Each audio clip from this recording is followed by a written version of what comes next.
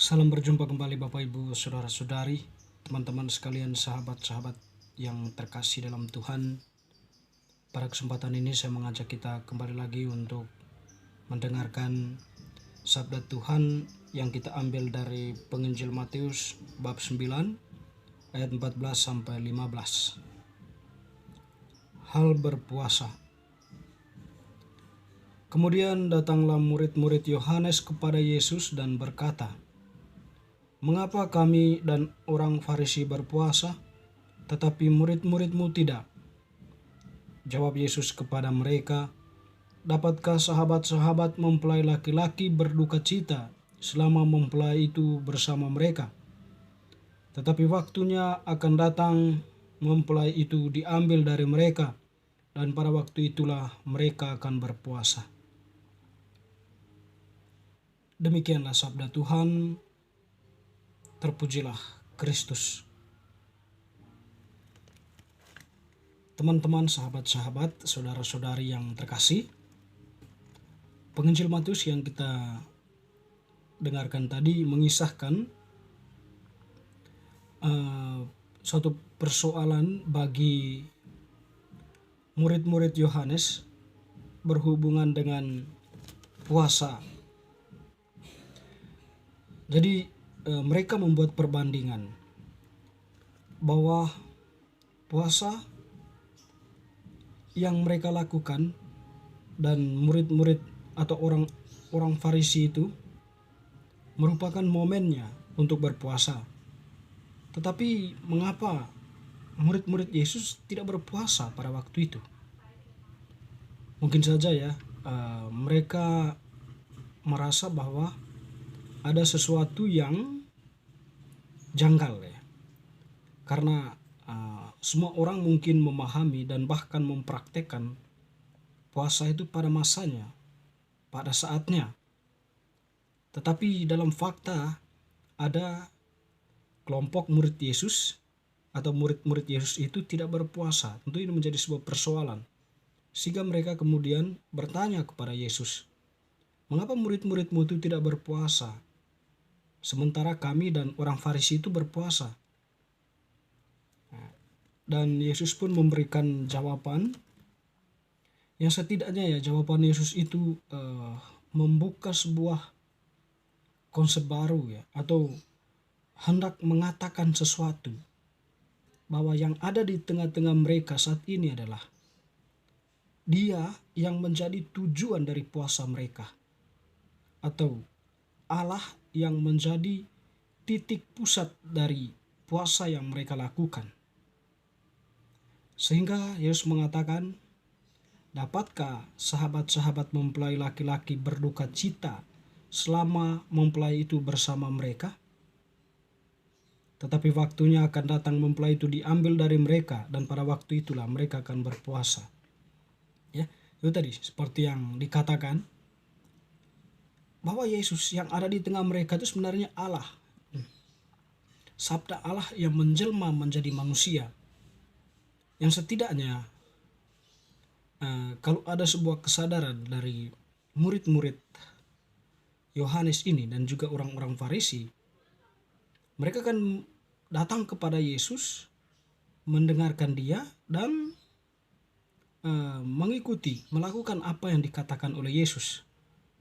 Mungkin dalam konteks berpuasa ini, bagi Yesus murid-muridnya itu tidak perlu berpuasa, karena itu tadi titik pusat atau tujuan dari puasa itu adalah Allah, dan Allah itu sedang ada bersama mereka saat itu. Nah, setidaknya kalau para murid Yohanes tadi itu sadar, ya jadi puasa yang mereka lakukan setidaknya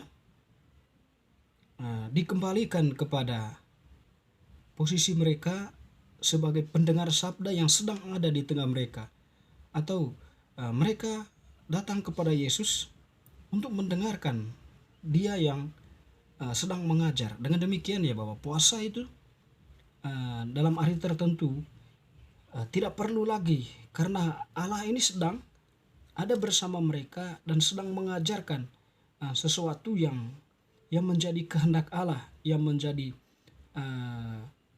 sebenarnya tujuan puasa itu juga. Sehingga teman-teman, saudara-saudari yang terkasih, para murid tidak berpuasa ya karena mungkin Yesus yang mengatakannya atau mungkin juga waktu itu ya Yesus tidak berpuasa, maka para muridnya pun ya tidak berpuasa. Yesus tidak berpuasa ya karena Yesus tahu tujuan puasa para murid itu adalah dirinya.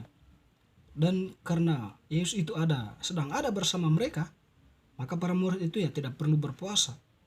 Jadi para murid itu ya diajak saja untuk mendengarkan dia yang berbicara, yang mendengarkan Allah yang sedang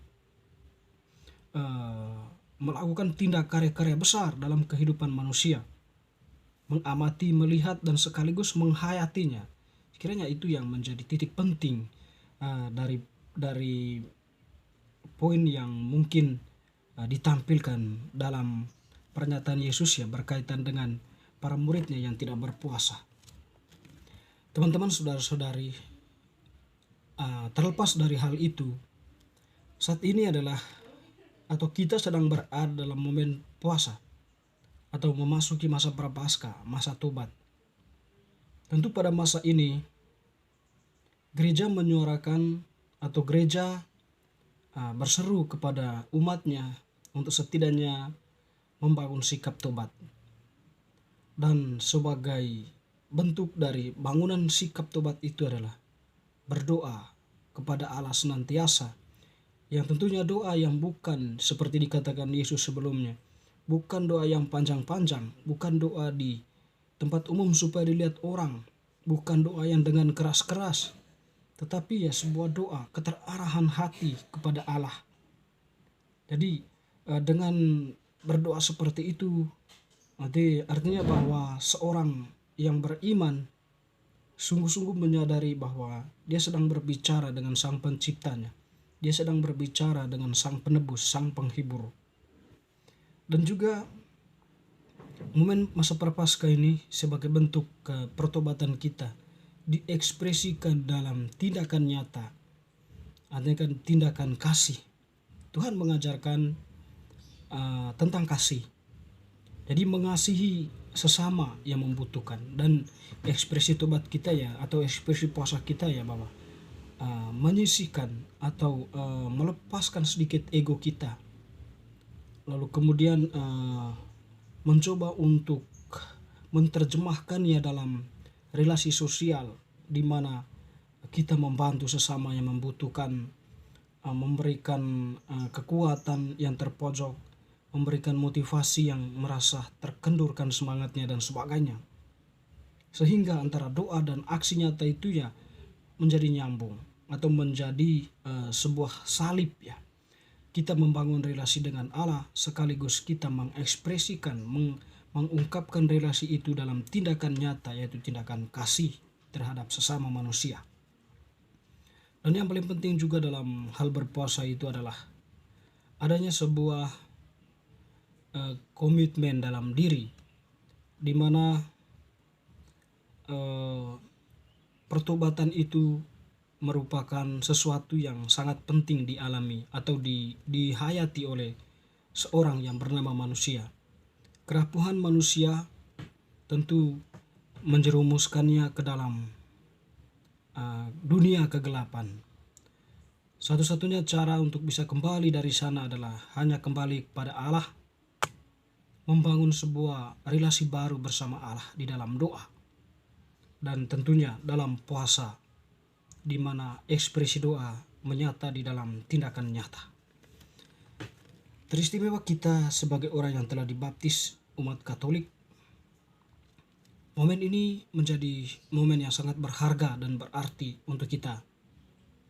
Berarti dalam maksud kita diajak atau gereja membuka ruang untuk setidaknya manusia atau kita umat Katolik yang mempunyai komitmen berjanji untuk bertobat, mengungkapkannya di hadapan Allah dan memohon pengampunannya dengan menerimakan sakramen pertobatan atau sakramen tobat.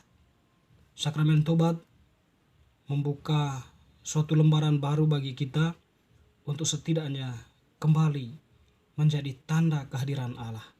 Kita ditempa oleh Allah di sana untuk setidaknya kita diutus kembali menjadi duta kebenaran di tengah dunia. Bapak Ibu Saudara-saudari, semoga bacaan hari ini semakin meneguhkan iman kita secara khusus, semakin memantapkan masa tobat, semangat tobat kita di masa prapaskah ini. Amin.